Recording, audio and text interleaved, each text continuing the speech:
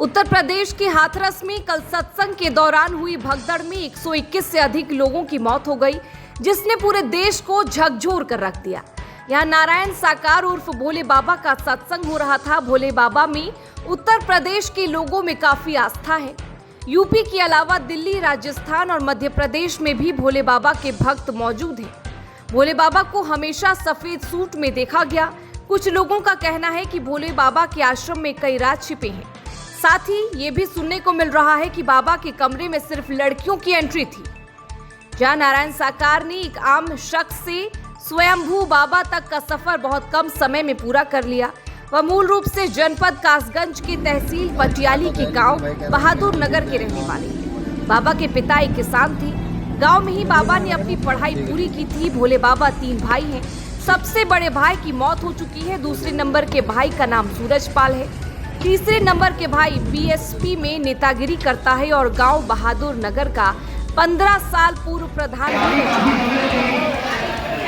साथ ही बता दें कि भोले बाबा का नाम सूरजपाल है। बाबा बनने से पहले वह LIU में हेड कांस्टेबल थे। साल 1999 में उन्होंने नौकरी छोड़ दी थी। बाबा बनने के बाद सफेद सूट इनकी पहचान रही। इनकी पत्नी का नाम प्रेमवती है। ऐसे आरोप लगाए जा रहे हैं कि भोले बाबा के लिए कई एजेंट काम कर रहे थे। वह एजेंटों को भ्रमित करने के लिए पैसे देते थे। जनता को भ्रमित करने के लिए एजेंट कहते थे कि बाबा की उंगली पर चक्र दिखाई देता है।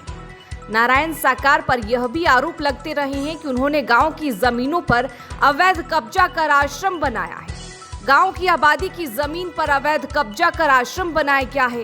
ये भी आरोप लगते रहे हैं कि इनके आश्रम पर खूबसूरत लड़कियां रहती हैं। इनके कमरे में लड़कियों के अलावा सिर्फ खास लोगों की एंट्री है।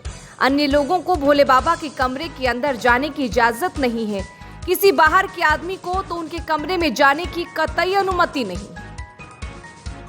साथ ही भोले बाबा के पास बहुत महंगी लग्जरी गाड़ियां हैं। हालांकि बाबा जो लग्जरी गाड़ियां इस्तेमाल करते हैं उनमें से एक का भी रजिस्ट्रेशन उनके नाम पर नहीं है। सभी गाड़ियां दूसरे लोगों, खास तौर पर भक्तों के नामों पर है। बाबा ने अपने नाम पर कुछ नहीं कर रखा है।